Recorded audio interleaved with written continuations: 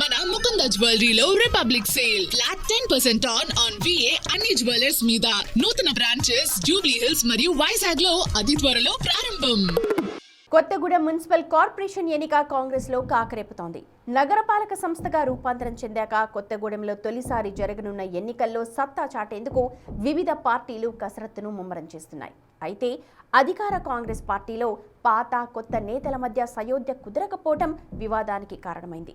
కాంగ్రెస్ అధికారంలోకి వచ్చి 2 ఏళ్లైనా ఆ జిల్లాలో ఆ నేతల వర్గీయుల మధ్య సయోధ్య కుదర్చడానికి ఎవరూ ప్రయత్నించలేదట.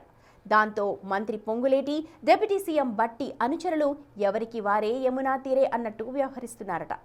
ఆ క్రమంలో మున్సిపల్ కార్పొరేషన్ ఎన్నికల్లో తమ హవా కొనసాగించాలని మంత్రులు చూస్తున్నట్లు ప్రచారం జరుగుతోంది. అయితే కొత్తగూడెం సిపిఐ ఎమ్మెల్యే కూనంనేని సహకారంతో కార్పొరేషన్ ఎన్నికల్లో ఎర్ర జెండా ఎగురవేయాలని సిపిఐ యాక్షన్ ప్లాన్ చేస్తుండడం ఆసక్తి రేపుతోంది.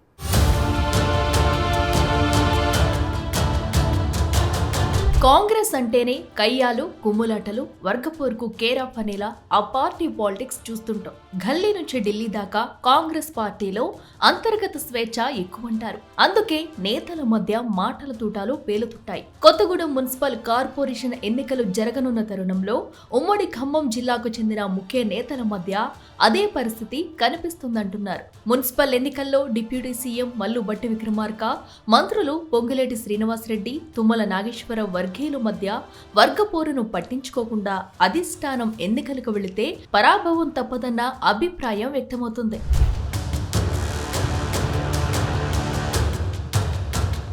ఎన్నికల నేపథ్యంలో పాత కొత్త నేతల మధ్య పార్టీ అధిష్టానం రాజీ ఫార్ములా కుదురుస్తుందా?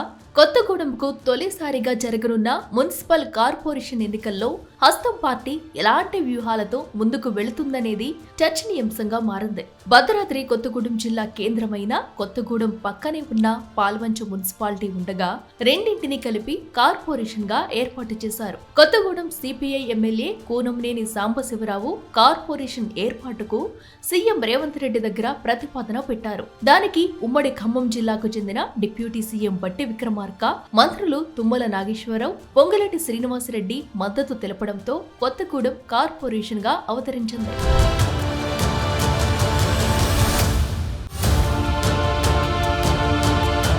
60 డివిజన్లు, 1,35,000 మంది ఓటర్లు ఉన్న కొత్తగూడెం నగరపాలక సంస్థకు తొలిసారిగా ఎన్నికలు జరగనున్నాయి. ఈ కార్పొరేషన్ ఎన్నికల్లో సత్తా చాటేందుకు కాంగ్రెస్, సిపిఐ, సిపిఎం, తెలుగుదేశం, బీజేపీ పార్టీలు కసరత్తులు చేస్తున్నాయట.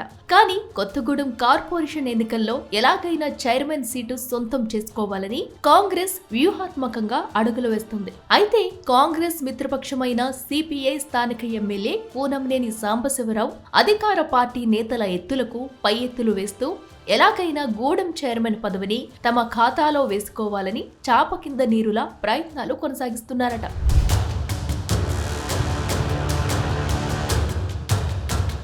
అంతేకాకుండా కలిసి వచ్చే పార్టీలతో కార్పొరేషన్ ఎన్నికల్లో ముందుకెళ్తామని కూనంనేని సాంబశివరావు చేసిన వ్యాఖ్యలతో అక్కడి కాంగ్రెస్ శ్రేణుల్లో కలవరం మొదలైందట.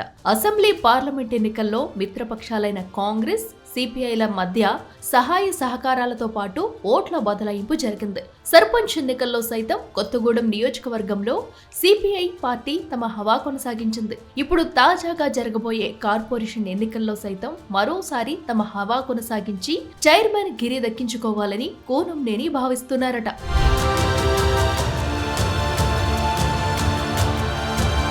కానీ అధికార పార్టీకి చెందిన మంత్రులు తుమ్మల, బట్టి, ఖమ్మం ఎంపీ రామసహాయం సైతం సర్పంచ్ ఎన్నికలు ముగిసిన తర్వాత నుంచి కొత్తగూడెం కార్పొరేషన్ కైవసానికి గ్రౌండ్ వర్క్ చేస్తున్నారు. క్షేత్రస్థాయిలో ప్రభుత్వ పథకాలు ప్రజలకు చేరవేస్తూ రానున్న రోజుల్లో మరికొన్ని ప్రభుత్వ సంక్షేమ పథకాలు ఉంటాయంటూ ప్రజాబలాన్ని ఇంకాస్త పెంచుకునే దిశగా కృషి చేస్తున్నారు. రానున్న ఎన్నికల్లో గెలిపే లక్ష్యంగా పావులు కదుపుతున్నారు.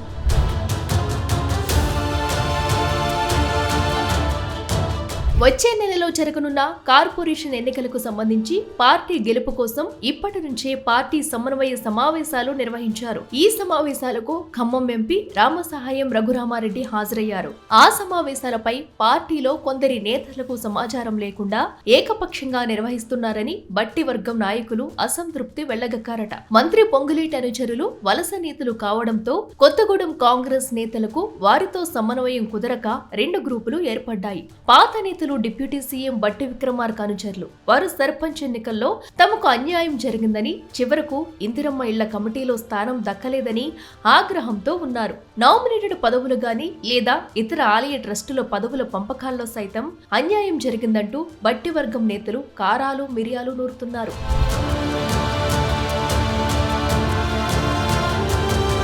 పార్టీ సమన్వయ సమావేశాలు ఏర్పాటుపై సమాచారం లేకుండా ఒంటెద్దు పోకడాలు పోతున్నారని పీసీసీ అధ్యక్షుడికి ఫిర్యాదు చేస్తామని బట్టి అనుచరులు వార్నింగ్ ఇచ్చారట.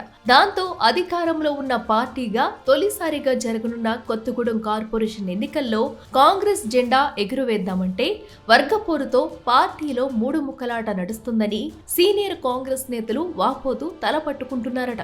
ఇటీవల జరిగిన సర్పంచ్ ఎన్నికల్లో రెబల్స్ అభ్యర్థులు ఎఫెక్ట్ తో ఖచ్చితంగా గెలవాల్సిన పంచాయతీలను బీఆర్ఎస్ ఎగరేసుకుపోయిందని, మరికొన్ని సిపిఐ కైవసం చేసుకుందని అక్కడ పాత కాంగ్రెస్ పార్టీ నేతలు ఆరోపిస్తున్నారు. మరి ఇప్పుడు త్వరలో జరగబోయే మున్సిపల్ కార్పొరేషన్ ఎన్నికలు కావచ్చు, లేదా ఆ తర్వాత వచ్చే పరిషత్ ఎన్నికల్లో అధిష్టానం రెబల్స్ కు చెక్ పెట్టడానికి వ్యూహాత్మకంగా అడుగులు వేస్తుంటే వలస నేతల వైఖరి అసలు పార్టీ నేతలకు తలవంపులు తెస్తుందట.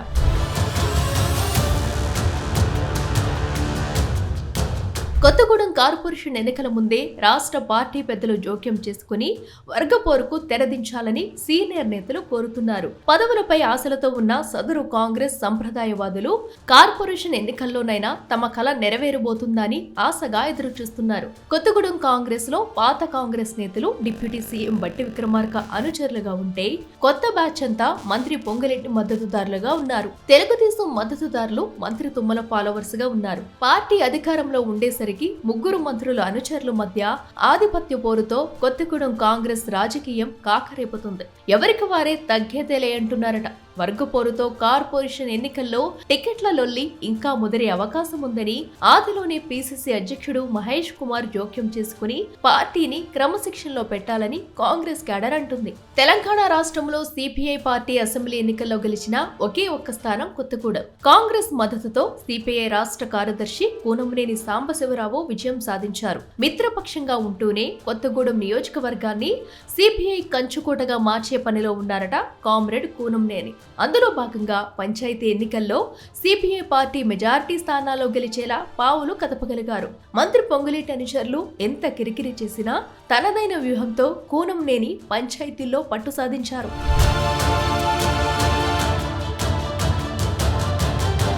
కొత్తగూడెం కార్పొరేషన్ ఆవిర్భావానికి బాటలు వేసిన కూనంనేని తొలిసారిగా జరగనున్న కార్పొరేషన్ ఎన్నికల్లో ఎర్ర జెండా ఎగురవేయాలని పట్టుదలగా ఉన్నారట. మిత్రధర్మం పాటించి కాంగ్రెస్ తమకు సహకరించాలని కోరుతున్నారు.